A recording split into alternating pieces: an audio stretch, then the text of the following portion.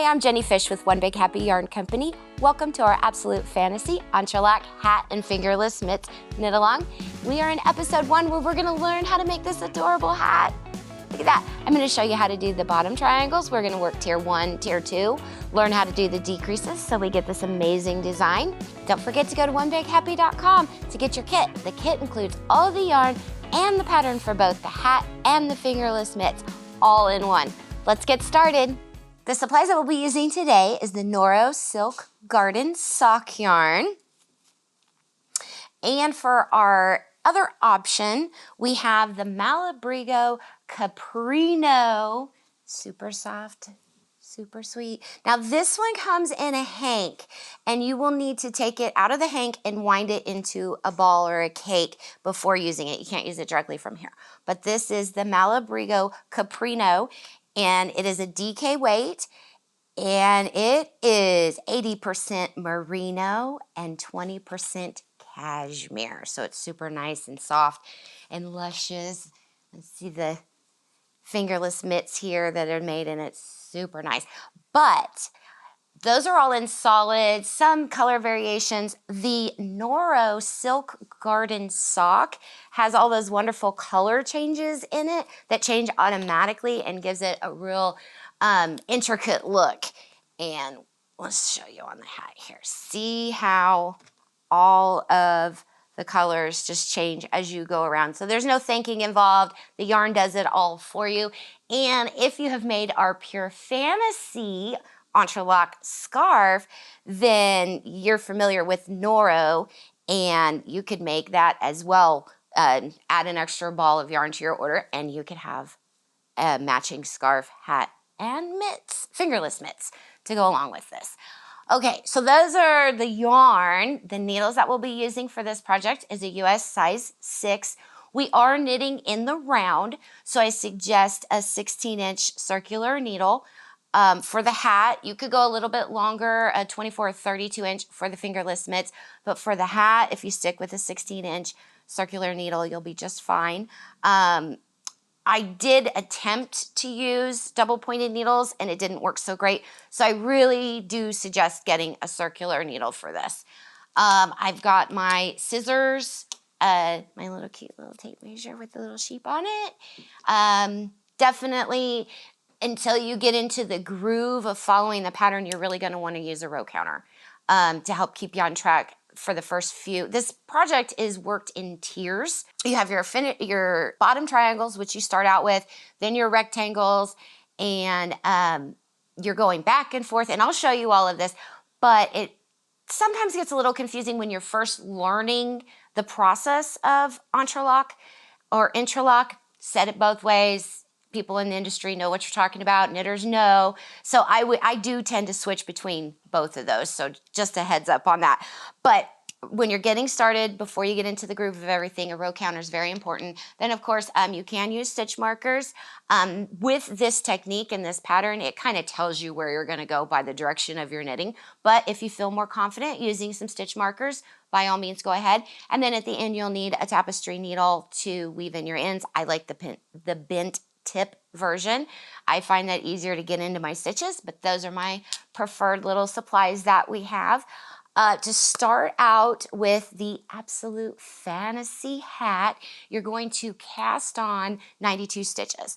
So go ahead and cast those on. You're going to work in ribbing, which is a knit 2, purl 2 ribbing for about 1 inch. Once you get that, now we are ready to start the bottom triangles. And I have a little sample here where I'm going to show you how I work the bottom triangles.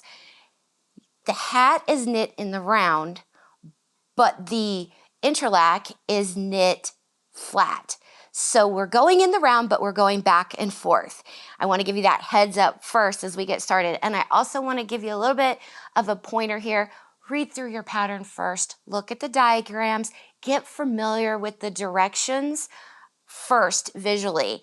And then when you come back and knit, you can follow along with me here on our video, but also refer back to the pattern, go back and forth. We really want to set you up for success. So go ahead and read through that pattern, watch the video, and then come back. And also too, any questions or comments, if you have any struggles, go ahead and list them in the comments below.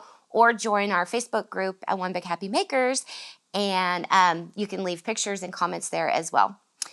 So on my sample here, I have gone ahead and started my ribbing, and I want to jump right into the bottom triangles. This is what's going to start setting us up for working the entrelac.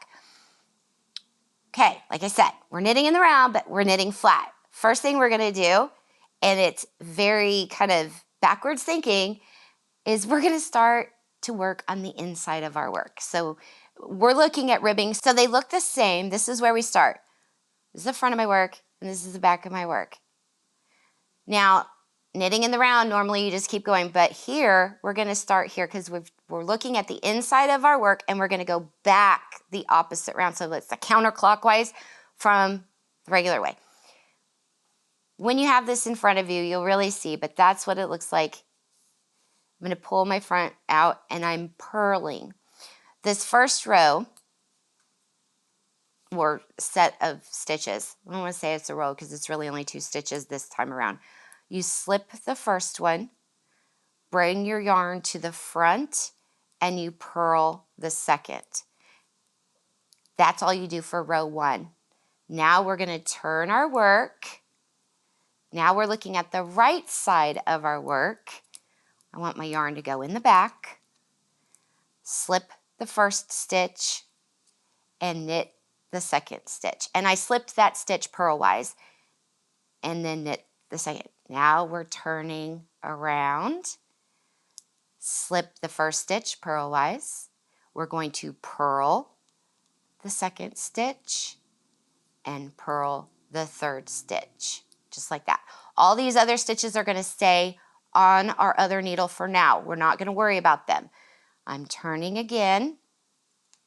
Now I'm looking at the front of my work, and in the pattern, it gives you specific, you're on the front side, or the right side, wrong side, you're purling, you're knitting. It'll tell you step by step, and that's where your little row counter will come in handy as well to keep track. Okay, so now here I am on the right side of my work. I'm going to slip the first stitch purlwise and knit 2. And then I'm turning again, slip the first stitch, and I'm going to purl 3. 1, 2, 3, and then turn my work, slip the first stitch, knit back. 1, 2, 3, turn my work. So you get the idea. Every time we're incorporating one more stitch into this little triangle area. Slip the first stitch and purl. Now the reason why I'm slipping that first stitch every time is because it's giving me a nice edge on the outside, and later as we work along we'll be picking up those stitches. So by slipping that stitch I have a nice smooth edge, and it's going to be easy to pick up when I get to tier 1, the next round. Okay, flip it over. I'm going to do this until I have 7 stitches in this group of this triangle. So I'm almost there, and I'll show you what that looks like. Okay, so I have 7 stitches across here. This is going to be my last little pass over. Whoops, slip the first one knitwise. Knit across these 7.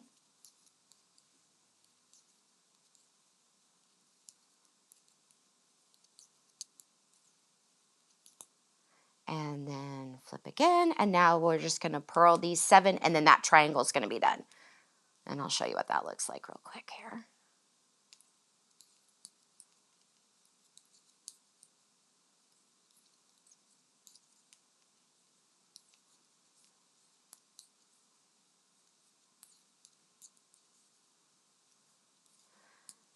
Okay, so that's what that triangle looks like. It looks a little bumpy, a little wonky. It's supposed to.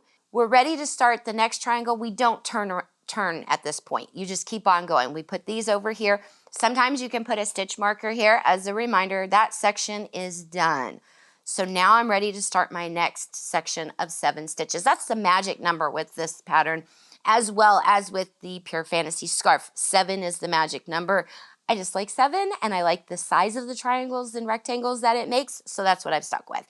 Okay, so now I'm on to second triangle. Worked exactly the same as the first. You slip the first stitch, purl the second stitch, turn your work, slip the first stitch, knit the second stitch, turn, and slip, and then purl 2. Now, if you have watched the other video, and we'll put a link up there so you can go check it out, at the very end, I give you this little secret, and it's called backwards knitting. So I want to take a moment now and show you straight from the beginning how to do this technique, because I've heard so many people say, thank you, thank you, thank you for showing me that. It made it so much easier. So we're going to do it at the beginning this time. Now, but our first step is to slip a purl stitch. Normally you would flip it over, slip that stitch, and then purl the next stitch. What I'm going to do is just slip that onto my left needle. Then I'm going to backwards knit this stitch here by taking my left needle, sliding it into the stitch, wrapping my yarn around. I'm holding the tension in these fingers here. It just works better for me. Use what works for you. And then sliding that stitch up and over. So essentially I've just purled that stitch, but I'm backwards knitting because the right side of the fabric is facing me, or the right side of my work is facing me. Okay, so now here is where you would flip back to the right side, but I'm still on the right side. So using this technique is keeping me from having to flip back and forth between the right side and the wrong side, knitting and purling. So now I'm back to the right side of the fabric where I would be knitting. Slip that first stitch, knit into the second stitch. Then instead of flipping, I'm going to knit backwards, slip the first stitch, and then slide my left needle into the stitch, wrap my yarn up and over, and then use my right needle to take that stitch and lift it up and over the wrap that I just made. So let me show you that again. Going in here, up and over, slide it. So then instead of flipping it back around, I'm back to the right side, slip that first stitch. Now I'm knitting. And now I'm going to knit backwards. Slip, and 1, 2, and here is a good indication of knowing how far you need to go. Here is there's a gap. I need to close that gap, so I'm going to do one more. Now I'm going back the other direction, working those stitches there, and the stitch marker here is letting me know where to stop so I don't go into my first group that I've already made. And now we're going to knit backwards by slipping that first one. And again, use whichever way is comfortable for you. You don't have to use this technique. You can keep flipping back and forth between the right side of the fabric and the wrong side of the fabric. It's whatever's comfortable for you. So go ahead and continue your triangles all the way around your hat. And then when you're done, I'm going to show you how to make tier 1, the first rectangle. On this sample here, I have all of my triangles made. And it looks crazy, wonky, ridiculous, scary. It's okay. That's what it's supposed to look like. And you're making the hat, so you'll have 13 of these little triangles on here. But now I want to show you how we start tier 1. And this is going to create the first rectangle. And I'll show you on this hat here. So these are all the triangles that we just made, and they will form into a triangle once you get more structure, more knitting on here. But they look, they look like this right now, but they're gonna look like this right here. So there's our triangles we just finished. Now we're gonna create these rectangles that are going up here. And we're gonna pick up the stitches along the left side of our triangle, and we're gonna incorporate the active stitches from the next triangle. So this is a visual here. We also have a diagram in the pattern, plus the written instructions, and I'm going to show you. So that's what we're doing now. Right here, this is that triangle. These are the stitches. I'm going to pick up 7 stitches. Like I said, 7's our magic number here. And also, let's see here. This is also a point where you could put a stitch marker right here if you wanted to, because you're going to be incorporating these stitches over here with your picked up stitches. So that's just an option for you. Now, when I pick up the stitches, remember those slip stitches that we were doing? They created this nice arc right here. See that edge right there? Makes it easy to pick them up. If you forget to slip a stitch, you might have an extra. It's okay. Just make it work. Pick up evenly 7 stitches along this line. So I'm going to do that just by sticking my needle under. I like to go under both bars of the stitch before, or both legs of the stitch before. I think that gives it a finished, nice edge. Personal preference. So I got 3, 4, 5. Now, sometimes when you get down here, it's really hard to see because that's where you first started. Feel free to go underneath the 2 bars that are in between, wherever you can, to get that 7th stitch. It's perfectly fine. It doesn't have to be exact. You just want to get 7 evenly spaced stitches across. There we go. I've got those in there. I picked all of those up.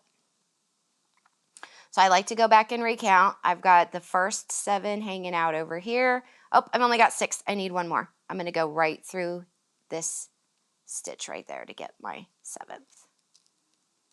Oops. Come on now. There we go. Okay. So double count. I got 3, 6. There's 7, 3, 6. Oh, I did count right. Okay. There we go. It happens. Double check. So 3, 6, 7, 3, 6, 7. Perfect. Now I'm going to turn my work, or you could knit backwards, but I'll show you guys this way first. You slip that first stitch, and then you purl 6.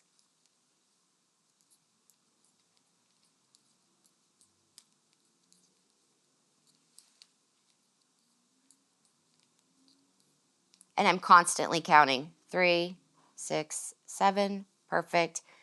Now I'm turning, and I slip the first stitch, and I'm going to knit 1, 2, 3, 4, 5.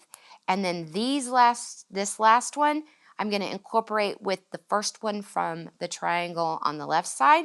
And I'm going to do that with what's called an SSK, which is called a slip, slip, knit. So slip, slip.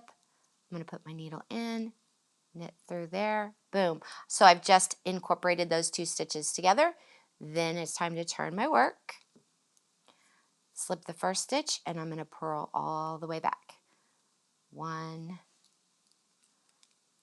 2, 3, 4, 5, 6, and turn. So I still have 7 there, and it's the same thing again. Slip that first one, knit 5,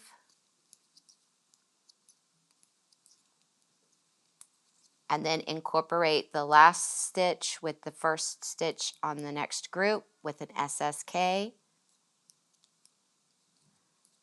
And then here I can knit backwards or flip my work that back and forth. You're going to continue doing that until you have incorporated all of the stitches from this triangle over here into the triangle, or into the rectangle that you're making now.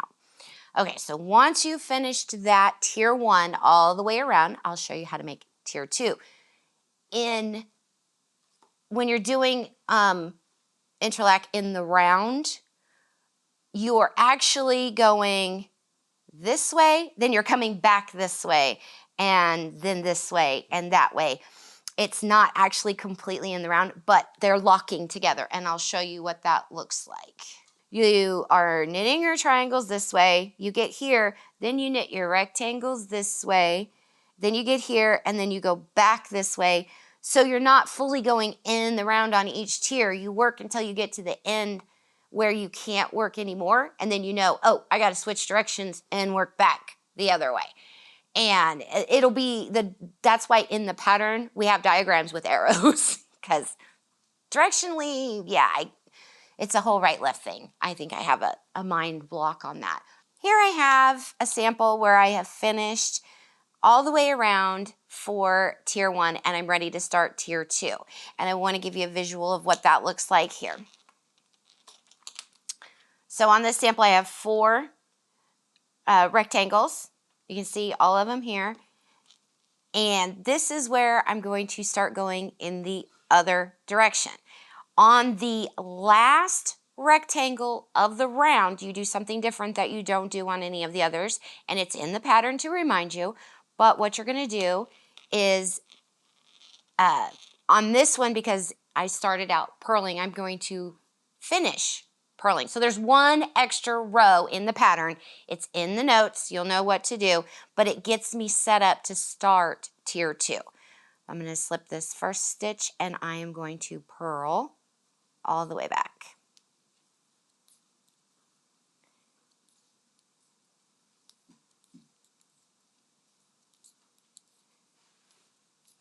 Now as I look at my work, I'm going to start, I see this is headed this way. Now I'm going to go this way. So I showed you earlier the back and forth directions. This is where that makes sense. And for tier 2, we are going to pick up along this side of the rectangle. So this is the right side of the rectangle. We're going to pick up 7 stitches through here. And I'll show you how I like to pick them up. I'm sliding again. Those are the stitches that we slipped. I'm going through both of the legs of that stitch and up and around. And I'm using my left needle to go through those 2 legs. And then I'm using my right hand to wrap the yarn.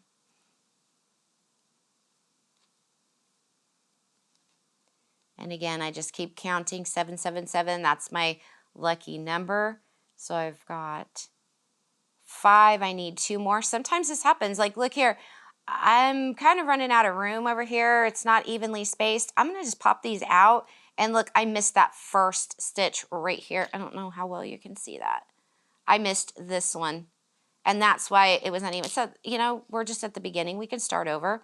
Pull that out. I'm going to go through here. There's 1. Maybe. Let's try that again. 1, 2, 3, 4, 5, 6, and looky there, 7. That one's kind of hiding down there, but that's okay. Just push your needle right through there, and boom, there we go. So now, and again, I'm always double counting, and I do 3, 3, 1, 3, 3, 1, perfect. So now I'm ready to start the first rectangle of tier 2. Here we go. Slip the first stitch knitwise. I always have to remind myself that I want to knit into it and slip it knitwise, but it's slip it purlwise. And I really don't think it makes a difference as you go along.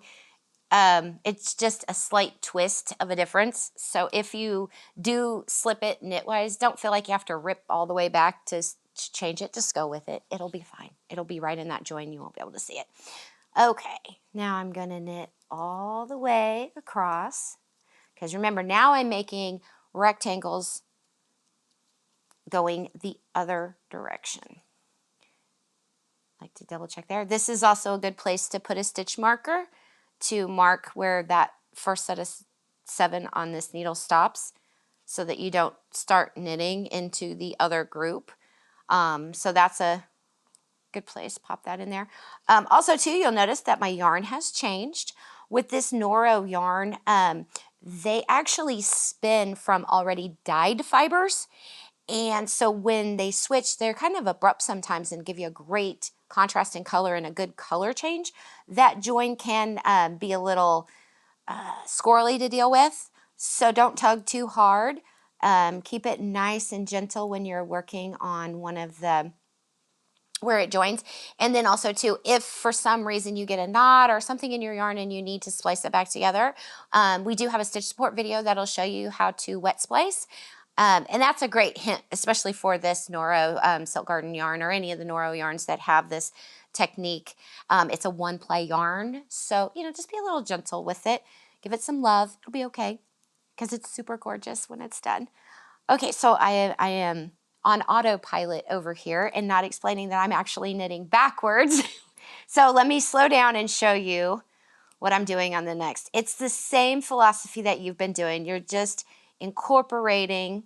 So here I am, I'm purling 2 together. Let me show you, sorry, I'm gonna back up.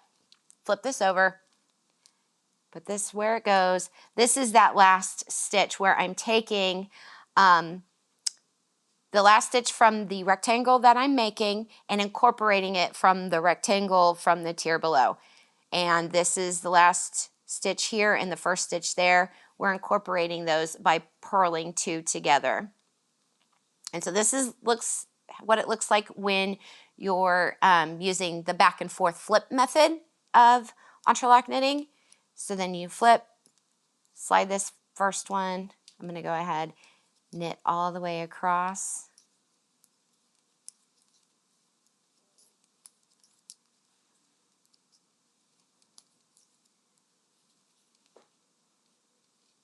To the last stitch. Then you flip, slip, purl. I have made so many of these. I've been going crazy. They're all over my house. Made one for Lila, one for me, 2, 3, maybe 3 for me. I've actually got another one that I'm working on now at home. It is almost addictive knitting these hats.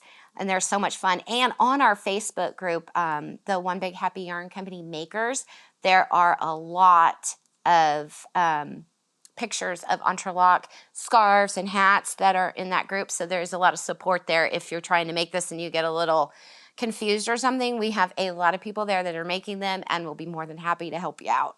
Okay, so I'm down to this last stitch here. I'm going to purl these 2 together. And now I'm flipping over, slip the first stitch, and knit to my stitch marker so that I have a total of 7 stitches. Okay, now I'm going to show you the backwards knit. This is where I'm slipping, and now I'm going to knit backwards. I'm taking my left needle, sliding it under my right needle, wrapping the yarn around, just like this.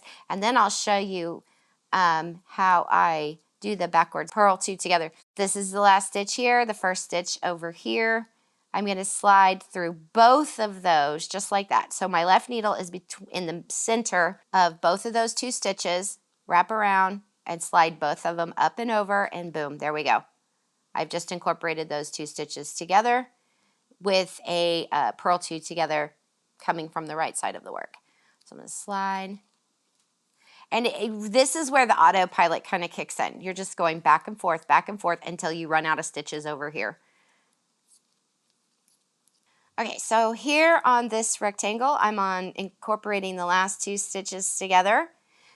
Now, if I was doing the flip-flop method, I'm not going to flip-flop here. I'm going to keep going because now I have this side that I can pick up on. So we'll continue working these triangles all the way around. When you get to the very last one, again, like it's the 13th one when you're making the hat, there is that extra step that you have to do. It's in your pattern, and basically you just knit across the row one more time so that you can get set up to start the next tier so you're in the right spot. And you'll know that because your yarn will be on the wrong side of the rectangle, so you're like, oh, I got to get back. So it's only on that last one. So once you have worked tier 1 and tier 2 twice, so a total of 4, let's show you here. So here's the base, then you have tier 1, tier 2, tier 1, tier 2. Then we're ready right here. This is where we're at. It goes so fast. 7's been my magic number through this whole project. So on my first tier round of decreases, I'm only going to pick up 6. I'm decreasing by 1. So I pick up 6 stitches. And you can choose to skip 1 in the middle, skip 1 on this side, skip, because you know there's 7, because there's been 7 all the time. We just have to decrease by 1. I'm just going to skip right here and then pick up 6. And this is also a good time to place a little stitch marker. And then go. There's 1, 2, 3, 4, 5, and 6. Now, this is different. I want to show you this, so pay attention. Here I am. I just picked up these 6 stitches. Instead of immediately going back the other side, I want to decrease one of these over here because I still have 7 over here, and I need this to match this so that everything matches in the end. So immediately, I slide this last one that I picked up over to the left needle, and I do the decrease right away, the SSK. I do it on this first round, the first row of pickups. So slide that through there, and boom. Once I do this, now I've got 6 over here and 6 over here, and they match up, and I continue working back and forth like you do on tier 1. Same thing, you slide it over, you purl back or knit backwards, just like that. And then come back. So yeah, you'll see it's the exact same thing. To make the decrease, you just pick up 1 less stitch and then you do a decrease right away. And it's the same thing on tier 2. You pick up, so the next time around, I'd only pick up 5 stitches. I do that purl 2 together right away, and then I have 5 on both sides, and I work it just like what I've shown you for each of the other tiers. You do that all the way until the end, until you have 2 stitches, and then you knit those 2 stitches together all the way around, and boom, you've cinched up the top of your hat. That's it. That is it. So here's 5, 4, 3, 2, boom, center. Let me show you that again. This is 7, and then 6, 5, 4, 3, 2, center. It's that simple. It took me a weekend to make one of these. It's that addictive. I have made a ton of them. I love this. Blocking. I highly recommend blocking these. I know. I like to do a wet block. And then look at this cute little thing. We now have, it's a beanie blocker. One big happy beanie blocker. And actually, I was like, what? Because Sarah Delaney, yes, Sarah, she's right back there. She designed this, and I'm so proud of her, and I love it to death. When I picked it up, I was like, oh, that's not what I was expecting, because it has these little feet on it and everything, and they just slide. It all comes together. You just slide them right in there like this, slide that side in there like that, and then you soak in your favorite wool wash, the Eucalan. You can soak it in your favorite wool wash, Eucalan. And, I do 30 minutes. That's like in my brain, but I've heard some people do 15, 30 minutes. You just want to soak it long enough so that all the fibers soak up the water and bloom. Then you, now remember, we don't wring it. We wrap it up in a towel, cinch it up, step on the towel, squish the towel, wick out as much water as possible. And then you just go boom.